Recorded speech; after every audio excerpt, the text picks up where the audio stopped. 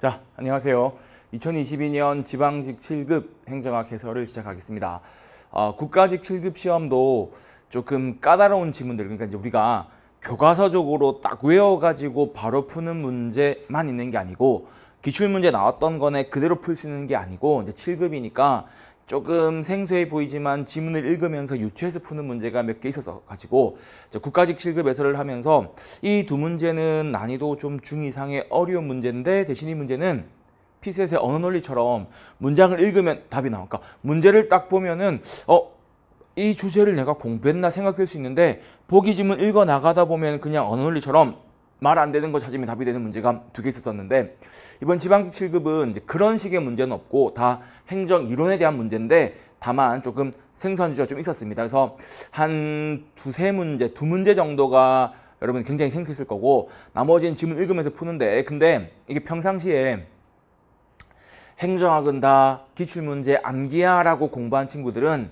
좀 생각보다 답이 점수가 안 나왔을 수 있고 7급 문제는 외운 대로만 푸는 게 아니어서 생각하고 풀어야 된다 해서 평상시에 이해하려고 노력하고 문제 풀 때도 생각하며 푼 친구들이 조금 도움이 될 수 있는 그런 문제가 된 것 같아요. 그래서 조금 생소한 문제도 있긴 한데 같이 풀어보고 지금 이 수업을 듣는 학생 중에서 이제 처음 공부하는 친구들은 당연히 아직 모르는 게 좀 더 많을 거고 공부를 좀 해가지고 오늘 딱 시험 친 다음에 내가 올해 합격이 최대한 목표인데 조금 안 맞으면 또 내년 시험도 봐야지. 근데 내가 올해 시험에 뭘 틀렸어. 이거 뭐야? 이거 어떻게 푸는 거야? 라는 생각으로 이제 보는 친구들이 더 많을 거기 때문에 조금 해설은 좀 빨리빨리 간략하게 하겠습니다. 9급보다는 7급 시험 해설이니까 7급 학생들 공부 조금 잘 돼 있다고 보고 좀 빨리빨리 지나가면 정치행정 1원론, 2원론 구분하는 건 국가직 7급 2주에 나왔었는데 또 나왔네. 그래서 7급 시험이 잘 물어본다 그자. 정치행정 1원론은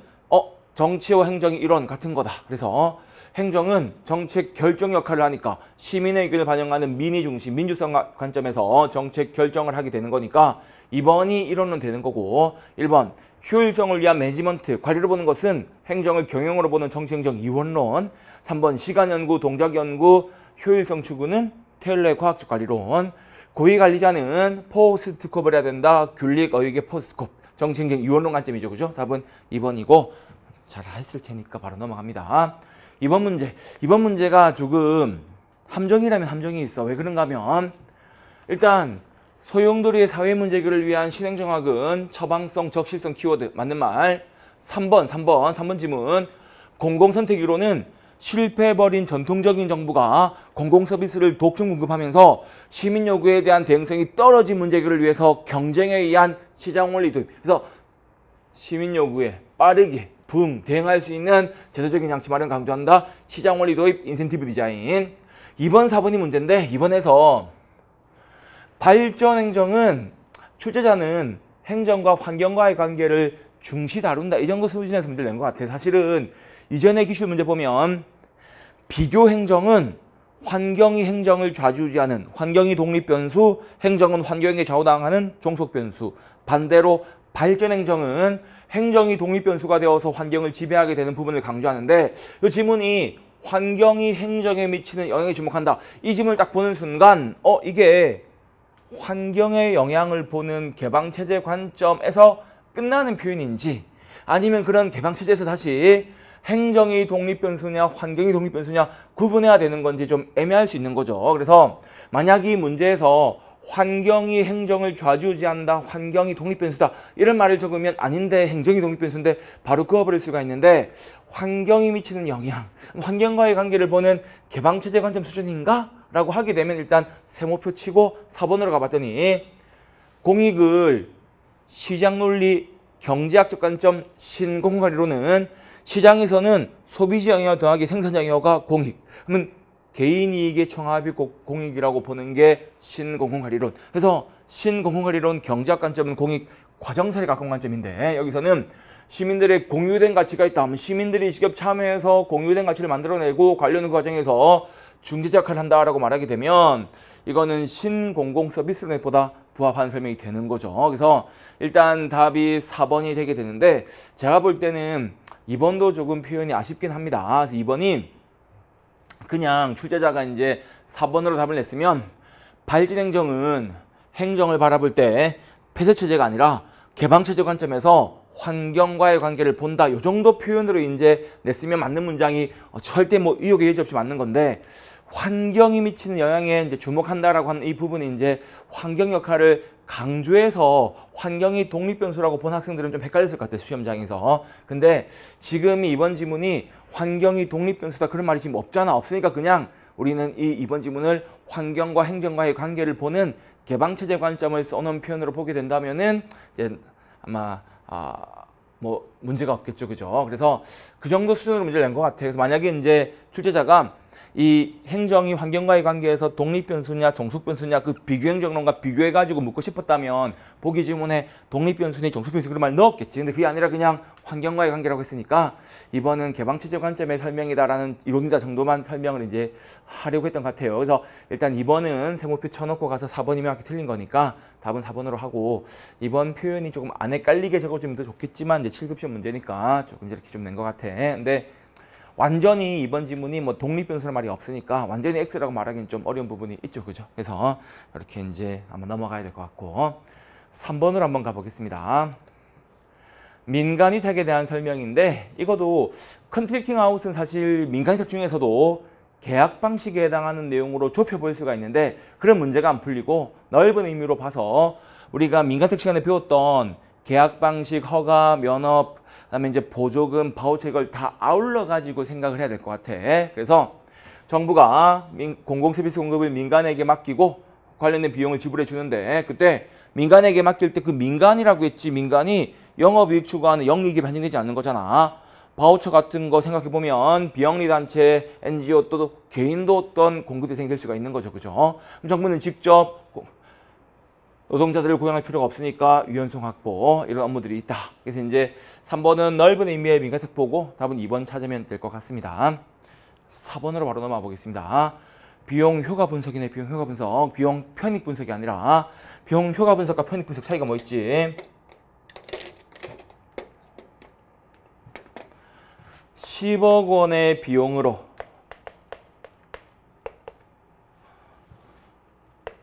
노량진에 경전철을 도입하게 되면 지금보다 평균 통행 속도가 10km 향상된다. 이 10km 향상을 화폐 단위로 환산해 봤더니 20억의 가치가 있더라. 근데 10억 원으로 버스 노선을 확대해 봤더니 평균 통행 속도가 5km 향상되게 되는데 얘는 9억 원의 가치가 있더라. 비용 편익 분석은 발생한 효과를 화폐 단위로 환산해 보니까 경전철이라는 1번 대안은 편익이 비용보다 크네, 수년제 가치가 0보다 크네, 정책 도입하면 되겠다. 근데 2번 대안은 편익이 비용보다 작네, 정책 도입하면 안 좋겠다. 그럼 이제 요 대안을 선택하자. 요거인데 문제는 평균 통행 속도를 화폐 단위로 얼마인지 환산하는 과정이 복잡하고 어렵죠, 그죠? 그래서 환산하지 말고 발생한 결과 그대로 비교해 보는 것이 비용 효과 분석. 그러면 똑같이 10억 원 썼는데 10km 향상이냐 5km 향상이냐, 얘가 더 좋은 거네, 1번 도입하자. 이게 비용 효과 분석인데, 비용 효과 분석은 비용과 효과를 모두 화폐 단위라고 했는데 모두 화폐 단위인 것은 비용 편익 분석인 거고, 얘는 효과는 지금 10km, 5km 그 자체 단위. 여기 비용은 10억 원, 효과는 10km 계산, 비용은 10억 원, 효과는 5km 계산. 자, 그럼 여기서 이제 억 원과 킬로미터 퍼 원은 단위가 다르니까 이 값을 는 1하고 약분할 수는 없는 거고 동일한 비용 썼을 때 더 큰 효과 발생하는 게 더 좋은 단위다 하는 거니까 효과는 자체 단위를 쓰게 되죠. 효과를 자체 단위를 쓰게 되니까 시장 가격의 메커니즘에 전적 이슈할 필요가 없는 거지, 그치? 화폐 단위 환산할 필요가 없으니까.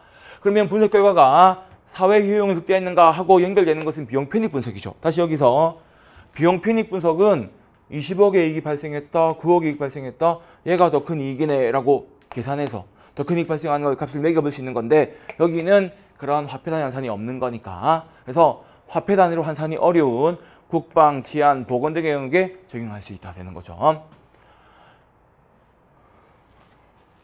야간 방범 순찰을 강화했다.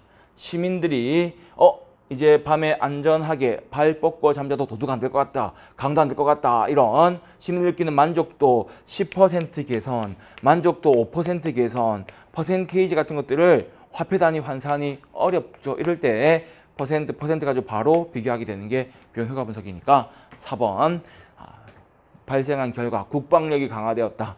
치안 질서가 강화되었다. 사회 안전성이 증가했다. 보건 정책으로 인한 국민들의 만족도 이런 것들은 값을 화폐 단위 환산이 어려우니까 이럴 때 비용 효과 분석하는 거죠. 자, 4번까지 문제 없이 흘러왔고 5번으로 가보겠습니다. 예산 분류 방법은 우리가 이제 시험에 잘 나오지 않지만 7급 레벨은 나온다라고 말하면서 이제 우리가 장, 관, 항 세 항목에 들어가는 내용 적어놓고서 제가 이용 전형 설명할 때 또는 이용 전형 문제를 풀 때 일부러 장, 관, 항 세 항목 다 적어놓고 장분, 부관, 장에는 분야, 관에는 부문하면서 예산 분류 같이 설명하는데 그때 기능이 뭐라 그랬니? 기능이 역할. 정부가 우리나라 제가 장, 관, 항 세 항목 할 때 장이나 관에 들어가는 게 사회복지 기능에서 노인복지, 사회복지 분야에서 노인복지 부문하는 게 정부가 수행하는 기능별. 그래서 정부가 통일 기능에 돈 쓸 거냐, 사회복지 기능에 돈을 쓸 거냐 이런 기능별 분류는 정부가 무슨 일을 하고 있는가. 기능을 다른 말로 제가 역할, 기능별 분류가 역할별 분류.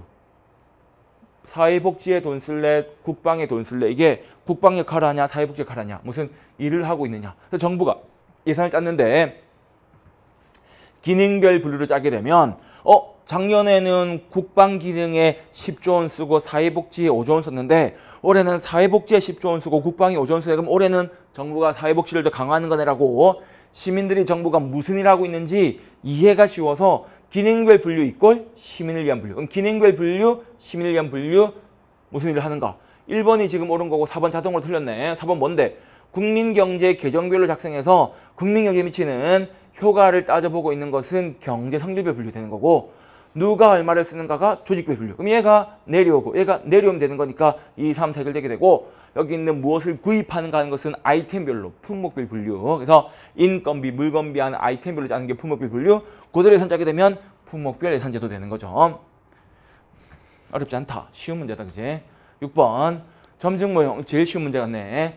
점증 모형 뭐였지? 기존 정책 플러스 마이너스 알파. 절대제가 객관식 시험에서 점증 모형은 혁신적 객관적이라는 말 나오면 틀린다 그랬었지. 그지? 3번에서 혁신적 결정 설명한다. 아니지. 그지? 그래서 4번 지문에 보시면 다양한 이익 집단 간의 대립이 벌어지고 있을 때 실현 가능성을 위해서 대립하는 이익들의 합의 과정을 거쳐가지고 목표 달성을 위해 수단 고르는데 수단의 실현 가능성 때문에 목표가 바뀔 수 있어서 점증 모형은 목표 수단의 상호 이존성 얘기했었던 거. 그 다음 정책 대안을 모두 분석하기보다는 제한적 합리성화에서 한정된 대안 그런 실현 가능성을 두고서 정책을 고려하다 보니까 기존 정책 유지하면서 점진적인 증감 플러스 마이너스 알파 그 작은 변화를 지속적으로 반복해 나가는 부분을 이번에서 말하고 있죠. 그래서 한 방에 모든 대안 다 모아놓고 한 방에 추적 대안 선택하는 합리 모형과 달리 부분적 변화를 반복해 나가는 것이 점증 모형.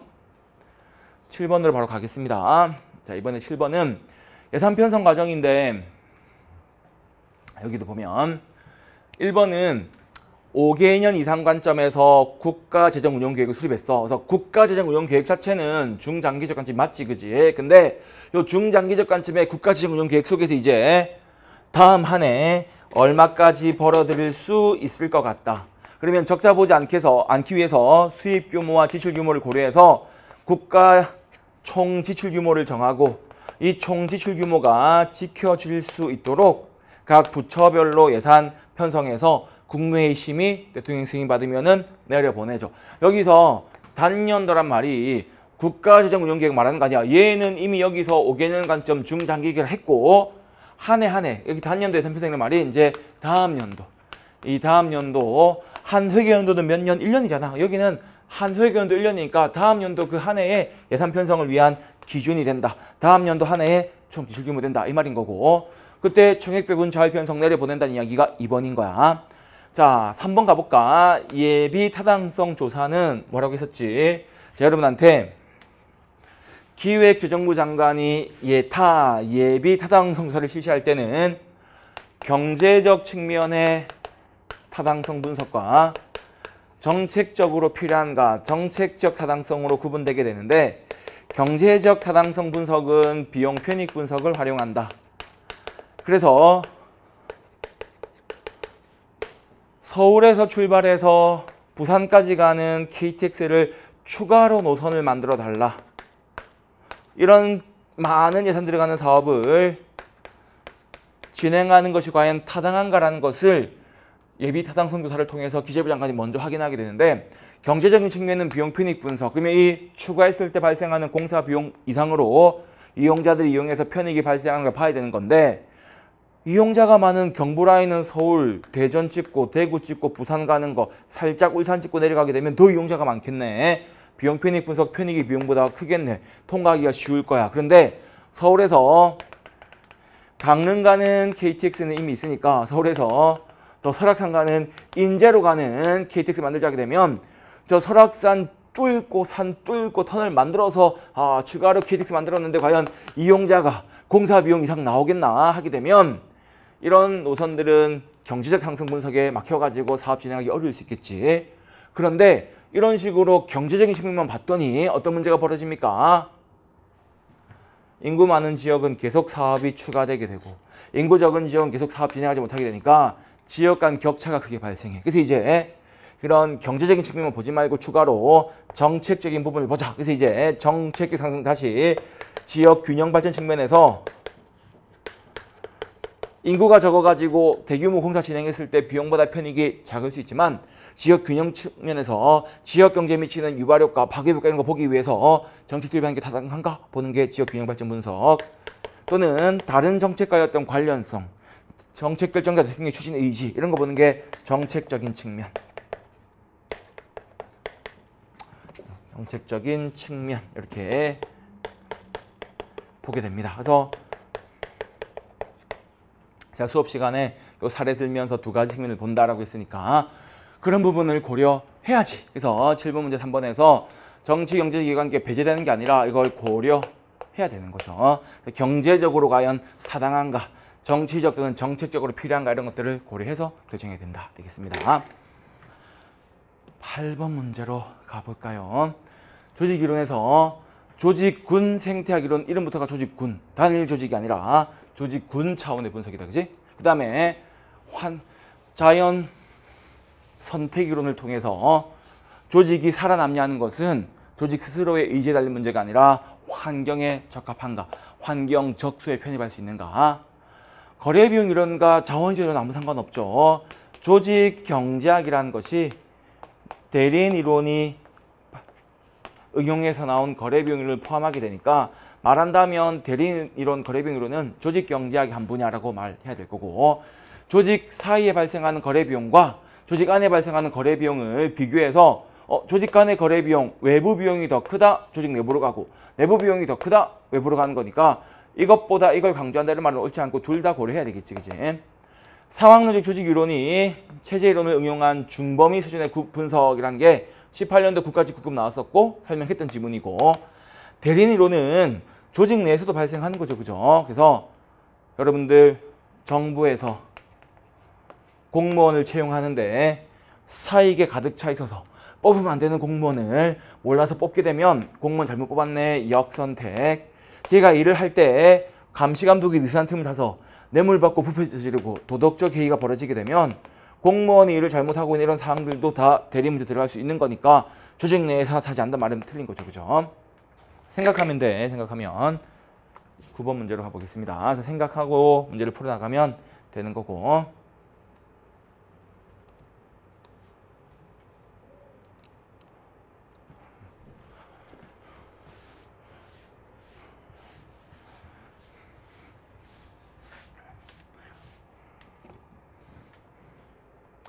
자, 정책 의제 설정인데 쉽죠? 1번.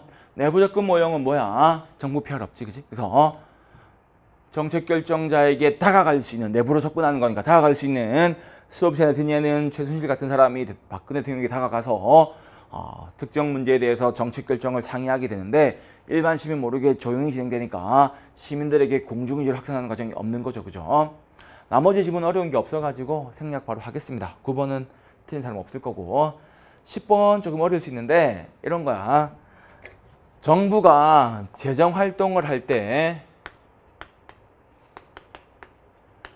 지켜야 할 기준 규칙이 재정 준칙이 되는 거죠. 재정 준칙은 읽으면서 풀어봐봐. 채무 준칙은 채무가 많아지면 정부가 이자 부담 커지고 재정 건전성 문제되니까 채무가 무한정 커지는 걸 막으려고 하겠네. 건전성 확보를 위해서 규모 상한선 넘어가지 못하게 하겠지. 수지는 수입과 지출의 균형을 찾는 거죠. 수입 지출의 차이. 수지 균형은 경제 안정화를 취할 수 있는 게 뭐냐면 수입과 지출의 균형을 맞추라라고 하는 건데 수입과 지출의 수지니까 균형을 맞추려고 하다 보면 경제공황으로 인해 뉴딜 정책을 도입해야 돼. 코로나 때문에 정부가 재난지원금 지급해야 돼. 근데 균형을 맞추라는 걸 강조하게 되면 재난지원금 같은 지출을 하지 못하게 되면은 오히려 경제 안정을 침해할 수 있다 말할 수 있는 거지. 그래서 수입 지출의 균형을 맞추는 게 수지. 수지 준칙은 들어온 만큼만 돈 써 강조하게 되면 지금 경기 부양을 위해서 재난지원금 지급하고 경제공황 때는 뉴딜 정책 해야 되는 건데 테네시 강이 댐 지어야 되는 건데 돈을 못 쓰게 되면은 오히려 안정을 침해할 수 있다 말할 수 있는 거지. 지출은 지출할 때 정해진 규칙 속에서 무한정 지출하는 걸 맞겠지, 그지? 자, 그런데 4번 한번 봐봐봐. 수입 준칙이 조세 지출을 우회적 활용한다. 조세 지출은 조세 감면 혜택을 주는 거잖아.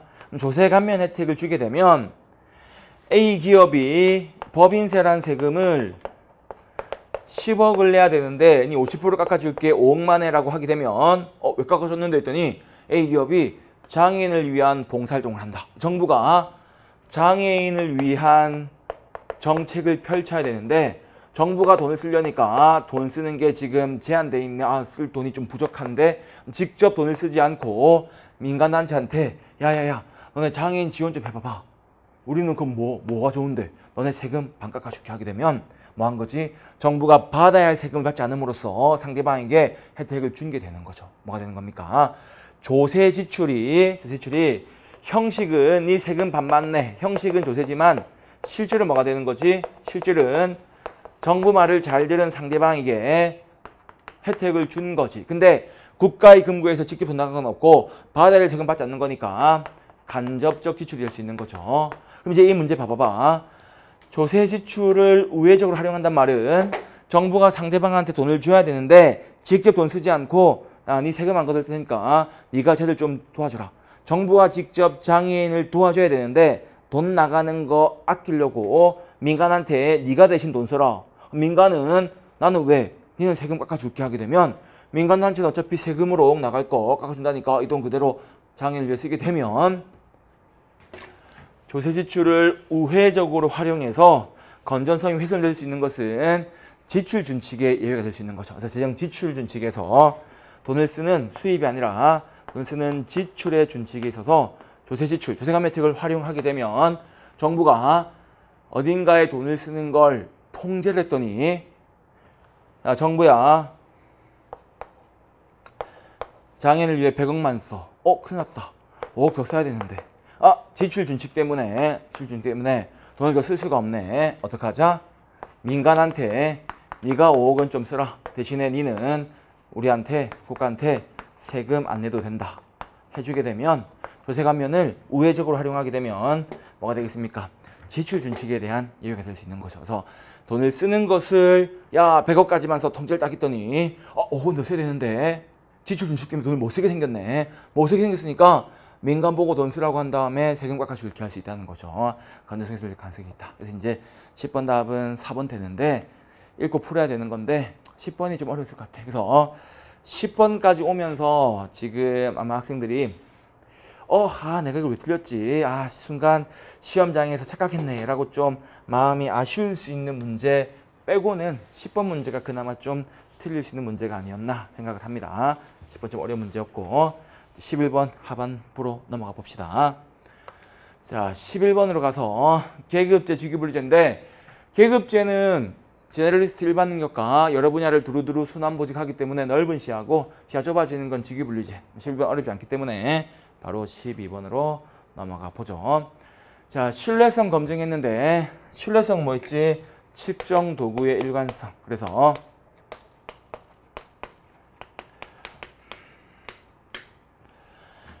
우유를 먹으면 청소년 키의 성장에 도움이 되는가 확인하기 위해서 키를 잰다.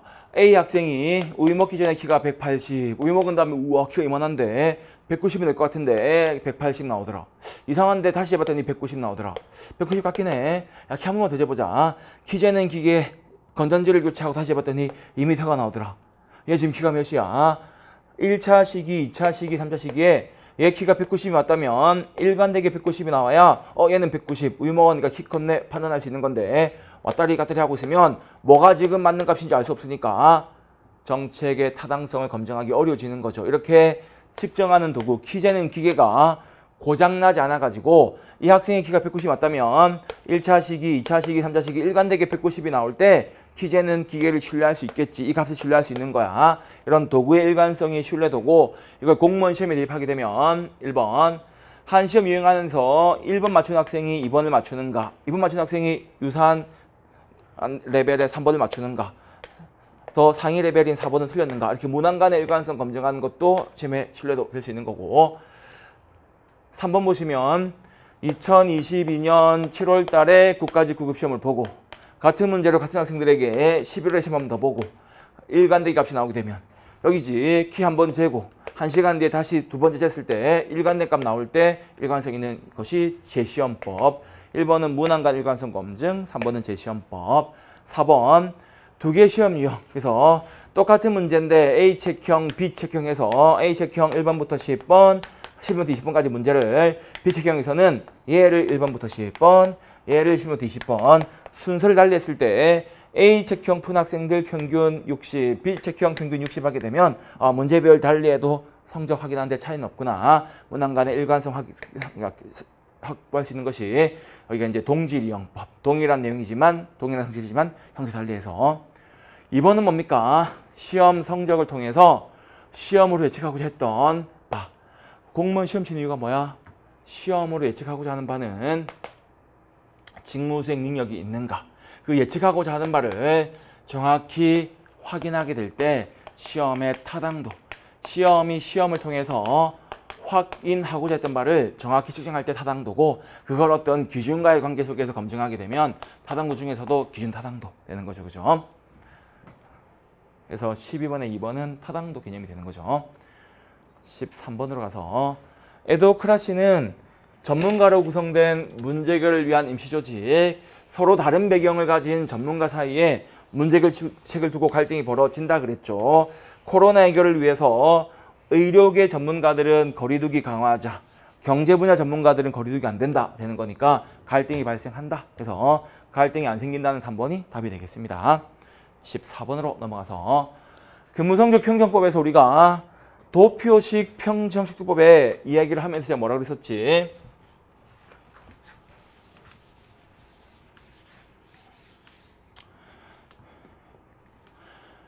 대학 다닐 때 교수 평가 생각하라 그랬고, 여러분 수업 들은 다음에 갑이라는 교수에 대해서 평가를 한다. 교수가 1번 수업 내용이 적절했는가, 2번 수업 준비를 잘 해왔는가, 3번 결강 휴강 없이 성실하게 수업이 진행되었는가, 4번 제시했던 과제가 수업 내용 이해에 도움이 되었는가. 10점 만점으로 표시해 봐봐봐 라고 했을 때 여러분이 이걸 다 읽지도 않고 그냥 나랑 친한 교수님인데 높게 밀어버리면 관대화, 낮게 밀어버리면 엄격화, 수업 안대로 잘 모르겠는데 적당히 가운데 밀어버리면 집중화, 이런 문제가 벌어지면 강제 비율배분법 상대평가로 해결하는 거고 3번 지문에 있죠. 그 다음 또 어떤 문제가 있었지? 어느 요소, 갑 교수님이 제시했던 어떤 과제가 진짜 마음에 들어서 그 과제를 떠올리는 순간 후광이 사르르 비추면서 아무 상관없는 다른 질문까지 같이 10점 줘버리면 여기 연쇄 반응, 연쇄 효과 벌어졌고 강제 선택법 등으로 해결할 수 있고.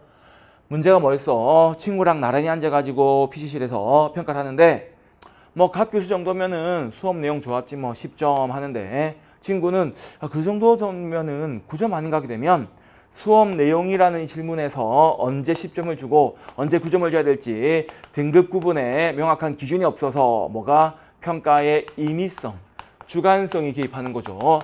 내가 볼 때는 그 사람 정도면 10점인데 뭔 소리야 걔는 9점이지 하게 되면 이런 문제 해결을 위해서 구체적인 10점은 언제 10점 준다, 9점은 언제 준다라는 문장으로 구체적인 예시를 적어주는 행태기준 평정학습법이 등장하게 된다. 그래서 요 도표식 평정학습법에서 평가를 하는데 성실성에서 매우수는 뭐야? 우수는 뭐야? 언제 5점 주는 거야? 언제 4점 주는 거야? 명확한 기준이 없다 보니까 평정자의 편견이 개입할 가능성이 높다라는 게 문제고, 이런 문제 해결을 위해서 이제 객관적인 사실, 피평정자가 어떤 행동을 했는가 객관적인 사실을 기초해서 평가해서 편견이 기입할 가능성을 그러면 줄여줄 수 있는 것은 뭐야 되겠습니까? 주어를 그러면 여기는 행태기준 평정척도법으로 바꾸면은 되겠지, 그치? 그래서 도표식 평정학습법은 임의성 주관이 개입하는 문제가 커지는 거고, 그걸 해결하기 위한 방법은 기준 행태를 문장으로 적어줄 테니까 문장으로 적혀지는 그 행동을 했는지, 그 객관적 행동을 했는지 보고 평가하는 행태기준 평정학습법이 필요하겠지, 그지? 그래서 4번이 틀렸습니다, 그죠? 15번으로 넘어가 보겠습니다. 요거는 제일 쉬운 문제 중 하나인데 틀린 사람도 있을 수 있는데, 틀린 사람들은 땅 치고 후회하는 거야.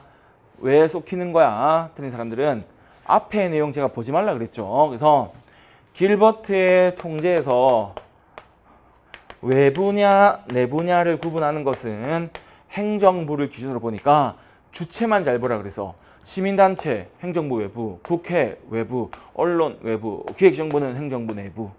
답은 4번이고, 이렇게 모든 부처가 예산 편성 다 해. 근데 예산 편성을 통합 관리하는 조직을 모든 부처의 크로스오버, 교차에서 존재하는 기능을 통합 관리한다. 교차 기능 조직이라고 했고, 기획정부, 모든 부처에 있는 인사 업무 통합 관리하는 인사기능처 같은 것들은 내부 통제다. 이랬던 거죠. 16번 넘어갑니다. 처음 보지, 그치? 근데 뭐 풀어본 사람 있을 수 있는데, 제가 이제 이 7급 시험 보기 전에 우리가 7, 8월 달에 7급 학생을 위한 7급 전형 진도별 모의고사 했고, 그때 이제 생정학 3.0책 새로 나와가지고 추가된 내용 중에서 좀 봐야 될 것 같다라고 해가지고 수업했던 게 공공가치관리론이랑 몇 개 있는데, 그 공공가치관리론이 최근에 새로운 행정이론 7번이 공공가치관리론인데 여기까지 수업을 했고 8번이 넛지인데 물어보려나 해서 그냥 설명 안 했는데, 시험장이 딱 받아가지고 넛지 말 보는 순간 해줄 걸 하고 후회를 좀 많이 해서 지금 아까 울면서 수업하러 왔는데, 그런 거 있죠. 여러분들 화장실에, 여학생분들 모를 수 있는데 남자분들 고속도로 휴게소에 어느 순간 화장실에 갔더니 남자분들 이렇게 소변기에 조준 잘못해가지고 막 이렇게 소변이 튀는 걸 방지하기 위해서 여기 파리 그림이 있어. 그래서 이제 파리를 보고 잘 맞춰라라는 것은 뭐가 되는 거야? 소변이 밖으로 튀는 잘못된 행동을 방지할 수 있는 거죠, 그죠? 이게 넛지야, 이게 넛지야. 또는 여러분들 보면 터널을 길게 지나갈 때, 이제 지방에 차 몰고 갈 때 긴 터널이 있어. 그럼 산 뚫고 터널 만들어 놨는데 어둡잖아. 또 터널은 주로 직선 구간이 많다 보니까 그 좁은 공간에서 혹시 졸거나 좀 운전해서 자꾸 이제 한눈 팔다가 문제 생길까봐 지나가다 보면 뿅뿅뿅뿅 막 사이렌 울리고 있거나 아니면 무지개에서 띠가 막 있어가지고 지나가다 우와 불빛 반짝반짝, 우와 불빛 반짝반짝 예쁘네 하면서 반짝반짝 하면서 이제 정신을 차린단 말이야. 이런 게 다 넛지가 됩니다. 너 운전하면서 차에서 졸았네? 벌금 내? 라는 규제에 의한 방식이 아니라 뭔가 자극적이지 않으면, 그러니까 그렇게 강압적이지 않으면서 뭔가 바람직한 행동을 끌어낼 수 있게끔 자극을 주는 거죠. 넛지란 말 자체는 옆구리 쿡 찌른다. 옆구리 쿡 찌르면서 그런 있잖아. 초등학교 때 반장 선거하는데 반장 안 해야지 가만히 있는데 누가 반장 해볼래 할 때 친구 옆에서 해봐봐 툭툭 치는 거, 툭툭 치는 이게 넛지입니다. 그래서 툭툭 치는 게 야 소변기 밖으로 소변 튀면 벌금 3만 원, 과태료 3만 원 이게 아니고 툭툭 치면서 야 팔이 맞춰봐봐, 잘 주저대봐봐 하다 보면 어떻게 소변이 새나가는 걸 방지할 수 있는 거죠. 그래서 넛지는 행동 경제학의 한 분야인데 넛지 방식으로 정책을 설계해야 될 거 아니야. 그래서 방금 고속도로에서 졸음운전이나 한눈 팔아가지고 좁은 그 고속도로 터널이 좁으니까 한눈 팔 옆에 가드레일 부딪히는 거 방지하기 위해서 삐용삐용삐용 사이렌 울리거나 무지개색 그 불빛이 번쩍번쩍번쩍하게 설계하는 것을 선택 설계, 바람직한 행동을 하게끔 선택하게끔 설계한다. 이 넛지가 행동 경제학의 한 분야입니다. 그래서 경제학이네. 경제학이 뭐야? 합리적 경제적 인간의 초이스, 개인이 극대화를 위한 선택을 다루는 연구, 합리적 선택이론. 선택이니까 내가 소변기를 제대로 보지도 않고 소변을 막 볼 수 있어. 그러면 튀어나가면 다 불편해지잖아. 지저분해지잖아. 그래서 휴게소가. 근데 정확하게 소변기 안에 소변을 보게끔 선택하게 하기 위해서 뭐합니까? 슬쩍 찌른 거죠. 흑요소를 투입한 거죠. 그죠?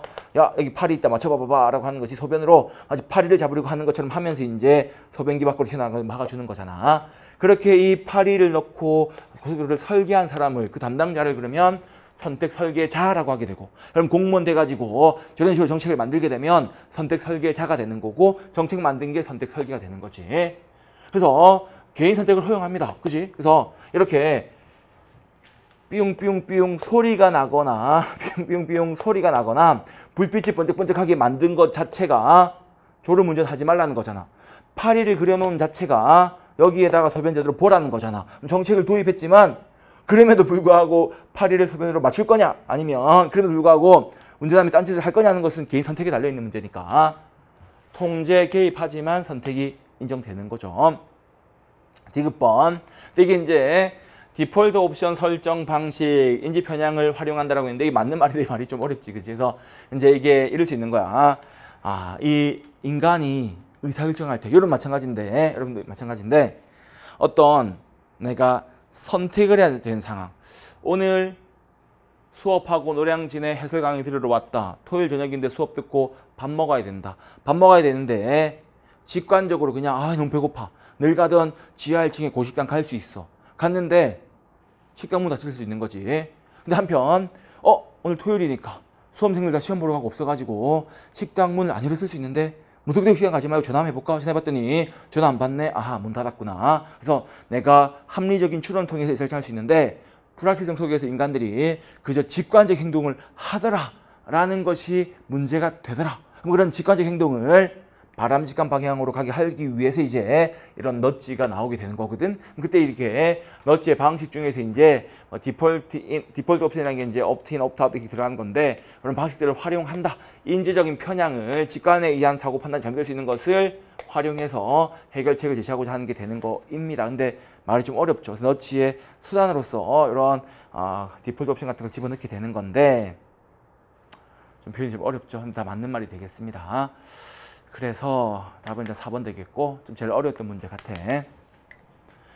그 다음에 이제 내려가서 17번 동기부여로는 옳은 거 찾는 건데, 제가 포트를 넣는 순서가 중요하다 그랬죠. 그래서 내가 열심히 노력해서 업적, 실적을 쌓으면 업적에 대해서 보상, 성과급 나오게 되고, 보상에 대해서 만족 느끼면 다음번 유사한 상황에서 다시 또 노력하게 된다. 그때 직무 성취 수준, 즉 업적 실적에 대한 보상이 있으면은 만족을 느낄 수 있게 되는 거고, 일단 성취 수준이 이 실적에 따라서 보상이 주어지게 될 건데, 이 실적 그리고 보상이 주어졌을 때 만족의 요인이 되는 거니까 실적을 달성하고 보상 나오고 만족하는 거니까 성취 수준 업적이 만족의 원인 될 수 있다 말하는 거니까 맞는 거고, 4번 공공부서 동기는 공공부문 종사자와 민간부문 종사자는 가치가 다르다고 말하고 있죠.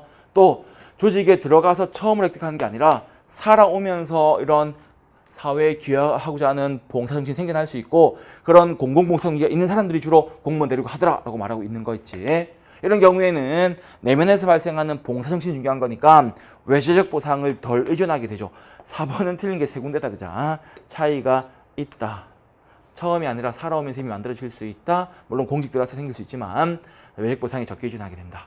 러크의 목표 설정 이론은 어려운 목표, 구체적인 목표. 그 다음 스큐의 강의로 뭐였지? 내가 시험에 100점 받았더니 엄마가 나한테 용돈 10만 원 주네. 우와, 용돈 10만 원 받는 좋은 결과 얻기 위해서 기말고사도 100점 받아야지 라는 것은 나에게 주어진 보상 때문에 내가 행동하게 되는 거니까 내면적 과정보다는 외재적인 보상을 강조하죠. 그래서 나한테 보상이 주어지는 좋은 결과 나오는 것은 또 하게 되더라. 내가 학원을 일주일 결석했다. 걸렸더니 아버지한테 엎드려 뻗쳐 열대 속된 말로 쳐맞았다. 열대 맞았더니 다음부터 열대 맞기 싫으면 어떻게 됩니까? 결석 더 이상 안 하게 되겠지. 내 행동에 따른 보상이 좋은 보상이 나왔다 또 하겠네. 나쁜 결과 나왔다 안 하게 되겠네. 나에게 어떤 결과가 발생했는지를 강조하니까 외재적인 보상을 강조하게 되고 어떤 결과가 발생했는지. 그래서 결과보다 원인이 아니라 원인보다 결과를 강조합니다. 그래서 결과적으로 나한테 좋은 결과 나왔네. 또 공부해야지. 결과적으로 나는 아픈 나는 친구들과 안 어울리다가 왕따당하기 싫어가지고 친구들 땡땡 칠 때 따라 땡땡 쳤는데 아빠는 그런 내 마음도 몰라주고 열대 때렸네. 하지만 열대 맞기 싫으면 어떡합니까? 결석 안 할 거 아니야. 그치? 원인보다 내가 맞았네. 돈 받았네. 결과를 강조하죠. 1번 질문 틀린 게 두 가지야. 내면적 과정이 아니라 외재적 보상을 강조하게 되고 원인보다 결과를 강조한다. 되겠습니다. 18번으로 가겠습니다. 지방자치 옳은 건데 2, 3, 4가 틀렸으니까 1번밖에 될 게 없지. 여러분들 2, 3, 4는 맨날 보던 거잖아. 그래서 2, 3, 4는 제일 중요한 게 2번, 3번, 4번. 우리가 2번에서 라이트의 모형은 뭐 분쟁형 이런 거 없잖아. 그지? 그래서 우리가 포괄권위 내포형. 그 다음에 서로 대등한 관계, 독립형, 대등형, 분리권위죠. 이제 그래서 포괄권위 내포형, 분리권위, 독립형, 그리고 중첩권위, 상호이전형 세 가지가 있으니까 설명이 틀린 거고, 로지에게 있어서 보유한 자원 차이 때문에 상호이전형. 그래서 지방정부는 현장에서 정책을 집행할 집행 조직과 정책을 집행했더니 시민들이 지지하더라, 반대하더라라는 정보 수집에 있어서 우위에 있고, 중앙정부는 지방자치하기 위한 입법, 법률, 입법 권한과, 그리고 중앙은 지방보다 돈이 많죠. 중앙정부는 입법 권한과 재정자원 측면에서 우위. 서로 우위에 있는 부분 다르기 때문에 상호이전형 되는 건데 재정자원은 중앙이 우위에 있는 거니까 틀린 거죠. 여기가. 티브 모형에서 얘는 공공선택이론, 경제학적 관점. 내가 납부해야 될 재산세, 세금과 돌려받는 공공서비스를 패키지로 묶어서 어느 지방정부는 세금 많이 걷더라, 서비스 많이 주더라. 어느 지방정부는 돈 안 걷더라, 서비스 없더라. 많이 내고 많이 누릴지 안 내고 안 누릴지 원하는 지역으로 이사가는 건데 보조금이나 외부효과는 없애야 되는 거죠. 가격 밖에서 영시 외부효과 없애야 되는 거지. 그래야 내가 납부한 가격에 의해서 서비스 이용하게 되는 거니까. 다 틀렸으니까 답은 1번이고, 피터슨은 이렇게 얘기하는 거야. 지방정부가 개방체제면 지역 주민이나 지역 기업 등에 의해서 압박을 받는 거잖아. 압박을 받게 되다 보니까 지역 성장을 추구하는 성장연합의 압박, 개발정책을 추구하게 되는 거죠. 지역이 성장했을 때 이익을 볼 수 있는 자들이 더 많은 이익을 가지고 있고 더 많은 영향력을 행사하게 되는 거니까 그들의 압박으로 인해서 개발정책으로 한다. 이렇게 단순하게 생각하면 되는데 1번이 뭐 또 나올 확률은 없을 것 같고 2, 3, 4번 X 하면 답은 1번 되겠습니다. 19번 정책학 발전 좀 어려울 수 있는데 답은 1번 찾았겠지. 처음에 이제 라스웰이 정책 지향을 통해서 정책 연구하자고 했을 때 행태주의에 밀려가지고 어떻게 됩니까? 논의되지 못하죠. 그러다가 후경태주의 시대에 들어오라는 사람이 정책 결정 연구해야 된다 강조하게 되면서 다시 재등장하게 되고 들어오는 최적 모형 같은 걸 만들죠. 맞는 말이 1번이고 2번에서 비결정이라고 했을 때 여러분들이 이게 뭔 소리 할 수 있는데 넌 디시전 메이킹 뭐야? 무의사결정하냐? 정책 의제 설정에서 바흐라흐 바라치 같은 사람들은 무의사결정을 통해서 흑인의 인권 문제가 정책 과정에서 다뤄지지 않는 상황을 설명하는 거니까 이런 논의를 다룬 사람들은 관심이 적은 게 아니라 관심 많은 거지. 그치? 라스웰은 정책 과정에 관한 정책 의제 설정, 정책 결정, 집행하는 그런 정책을 다뤄나가는 과정에 대한 지식과 그때 사회 문제를 위한 정책 내용을 구성하는 정책에 필요한 지식, 정책 내용에 해당하는 지식 다 강조합니다. 더 중요하다가 아니라 다 강조하게 되는 거고 사회적 가치를 고려하게 되는 거죠. 본색 생을 제외하는 게 아니라 사회적 가치를 고려해야 된다라고 말하게 됩니다. 마지막으로 보면 담론과 프레임이 있는데 50년대는 행태주의가 지배하던 시대니까 논리 실증주의 계량적 연구를 강조하다 보니까 여러분한테 담론이란 말은 뭐라 그랬지? 시민의 직접 참여. 시민의 직접 참여를 통해서 시민들이 공동체 가치를 주장하고 내세우고 하는 거니까 담론과 프레임은 포스트 모더니즘으로 들어가는 겁니다. 그래서 행티주의 시대랑은 맞지가 않은 거죠. 그죠? 이렇게 봐야 되겠습니다. 그래서 담론과 프레임 하는 것은 여러분들 포스트 모더니즘 행정 이론 중에서 팍스 밀러가 제시한 담론 이론, 그래서 직접 참여를 통한 대화, 토론을 통한 문제를 추구한 건데, 행태주의는 대화와 토론이 아니라 데이터를 통해서 실증 연구하는 거잖아, 그지? 그래서 담론과 프레임 강조된 말이 맞지 않죠. 20번 문제 마지막으로 제일 어려운 문제 같아. 지방세 탄력세율 제도가 있는데 탄력세율 제도가 이때까지는 설명을 했어, 문제 풀이할 때. 그래서 조세 법률지이기 때문에 지방세도 조세니까 지방세 종목과 세율을 법률로 정하지만 하지만 법률에서 어떤 조세, 세목에 대해서 기준되는 세율을 정해놓고서, 예를 들어서 기준 세율이 10%다라고 했으면 그 기준 세율에서 어떻게 플러스 마이너스 50% 범위 내에서 세율을 탄력적으로 운영할 수 있도록 예외를 허락하고 있습니다. 그래서 예를 들어서 A라는 예를 들어서 이게 지방소득세다. 지방소득세의 기준 세율이 10%다. 근데 10%에 플러스 50%니까 그러면 5% 부과할지 15% 부과할지 이 사이에서 세율을 지자체별로 따로 정할 수 있게끔 예외를 허락하고 있는 거야. 그런데 해설 한번 보시면 기획본이 그 개념이니까 그냥 맞는 거죠. 기획본은 그 개념에 해당하는 거 그냥 맞는 거야. 니 한번 봐봐봐. 근데 기본적인 세율이 있는데 그 세율 플러스 마이너스 몇 프로까지 움직일 수 있고 이런 것들을 대통령령은 중앙에서 딱 정해놓는 것이 담배 소비세, 자동차 주행에 따른 자동차세, 탄력세율을 지자체가 알아서 해라. 대통령령은 중앙에서 정하는 거고 조례는 그 지역별로 정하는 거잖아. 조례를 정할 수 있는 게 이제 나머지가 있고, 레저세랑 지방소비세는 탄력세를 할 수가 없다.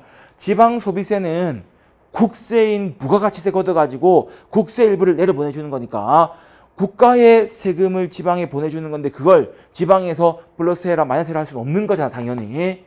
레저세는 뭡니까? 레저세는 경마 같은 사업하는 자에게 걷는 세금이다 보니까 경마 등 사업장은 모든 지역에 다 있는 게 아니잖아. 그러다 보니까 중앙이 통제를 하게 되는 건데, 자, 레저까지 안 가도 지방소비세가 국세청에서 걷는 국세인 부가가치세. 그러면 지방소비세는 어떻게 하는 거야? 나 지역 주민인데 내가 살고 있는 경기도가 나에게, 부천시가 나에게 너 지방소비세 얼마 내라고 고쳐 나오는 게 아니라 내가 물품 구입할 때 국세인 지방소비세가 납부되게 되는데 그때 국세청에서 지방소비세 명목으로 거둔 금액의 일정 비율을 지방으로 보내주는 거니까 지방소비세는 지방자치단체가 걷는 게 아닌 거잖아. 지자체가 걷는 게 아니라 뭐 어떻게 하는 거야? 국가가 내려보내주는 거니까 얘는 적용될 수가 없는 거야. 그치? 힌트가 될 수 있겠나? 니문도 맞는 거고. 마지막 디귿번 너무 어렵지, 그지? 디귿번에 보시면 여기 아까 제가 말했지, 탄력세율을 중앙이 통제하려고 대통령령으로 정한 경우가 있고 조례로 정한 경우가 있는데 여기 담배소비세, 주행분 자동차세가 여기 적혀 있는 거지, 그치? 그래서 여긴 조례가 아니라 대통령령으로. 와, 어렵다, 그치? 이런 문제를 보면서 느끼는 건데 뭐냐면, 지방직 7급 시험은 꼭 한 문제씩 이게 들어가. 작년도 그랬고 그전에도 그랬는데, 지방직 7급 행정학 시험은 학생들이 이제 이 행정학 출제한 교수님이 지방자치론을 같이 출제하는 경우가 있어서 그런지 꼭 어렵게 변별력을 주는 어려운 문제가 지방자치론 한 문제가 꼭 들어가는 것 같아서, 이제 여러분이 국가직 7급 안 하고 이제 지방직 7급 준비하는 학생들은 경제학 대신에 그냥 지방자치론 선택하는 게 맞는 것 같아서 지방자치론 선택해서 지방자치론에 20문제 나오는 거 잘 풀려고 이제 애써서 공부하다 보면 이런 문제 같이 풀 수 있게 될 테니까, 그냥 행정학에서는 굉장히 좀 어려운 문제고 여기까지 공부를 확장하기가 좀 부담스러운데 지방자치론 하는 친구들은 할 수밖에 없으니까, 그지? 그래서 공부를 한번 하게 될 것 같아. 그래서 좀 많이 어려운 내용이죠, 그죠? 제가 니은에 제가 정리한 내용을 알고 있어야 이제 풀 수 있는 문제니까. 그래서 제가 볼 때는 넛지, 그리고 이제 요 탄력세율, 그리고 앞에 있던 이제 여기 19번에 있었던 정책학 발달 과정에 대한 이야기 같은 것들, 이런 거 좀 틀리고 하면은 제가 볼 때는 3문제, 그래서 난이도 상에 해당하는 문제는 3문제고 준비를 잘 해도 저 3문제 맞추기 좀 어려웠을 것 같아. 그래서 행정학은 일단 90점 이상이면은 굉장히 잘했다. 그래서 100점은 아마 잘 없을 것 같고 90 이상이면 그냥 잘했다 할 수 있겠고 80에서 85 사이 80 이상이면 잘한 것 같아. 80 이상이면 우수하다. 80 이상이면 합격한 데 있어서 행정학은 플러스 요인이 될 것 같아. 학생들이 조금 이제 문장 읽으면서 조금 오해하거나 실수하면 뭐 75점 정도 내려갈 것 같아서 이제 85, 80 정도 받으면 80이 딱 기준 가운데일까? 80이 딱 가운데. 85 이상이면 잘했다. 90 이상이면은 이게 합격이 좀 유리해지겠네. 그래서 이렇게 이제 볼 수 있을 것 같아요. 그래서 좀 어려운 문제가 있었고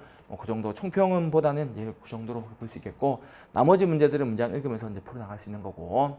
그래서 변별력을 주기 위한 문제가 좀 너무 어려웠던 것 같아. 그래서 마지막 저 20번 문제 같은 경우에도 지방자치론 하지 않는 학생들도 지방자치론 해도 저기까지 공부하는 학생들은 맞추기 좀 어려웠을 것 같아서 좀 변별력을 주는 문제가 좀 많이 어려웠던 것 같아. 근데 7급 레벨 이렇게 나오는 거고 그래서 7급 시험은 그래서 커트라인이 9급처럼 막 90을 넘어야 되고 이게 아니니까 이 정도 되는 것 같아. 그래서 저런 문제를 좀 잘 맞춘 사람이 있을 거고 그렇지 못한 사람이 있을 건데 85 정도면 이제 받을 수 있는 점수 다 받은 것 같아. 다 받은 거고 그 이상은 되게 잘한 거니까 80, 75 나와도 많이 못 친 건 아니니까 다른 과목에 이제 점수 통해서 좀 좋은 결과가 또 있을 수 있겠죠, 그죠? 그래서 일단 7급 준비하는 학생들 국가직 7급 위주에 치고 이번 지방 7급 쳤으니까 시험 일정이 다 끝났으니까 조금 쉬면서 이제 마음도 좀 추스려 보고 채점해 보고 결과 확인해 보고 좋은 결과 다 있기를 바라고 거기에 이제 또 마음에 드는 결과 나오지 않으면은 또 그 다음 상황은 또 상담해가지고 진행하고 이렇게 하면 될 것 같습니다.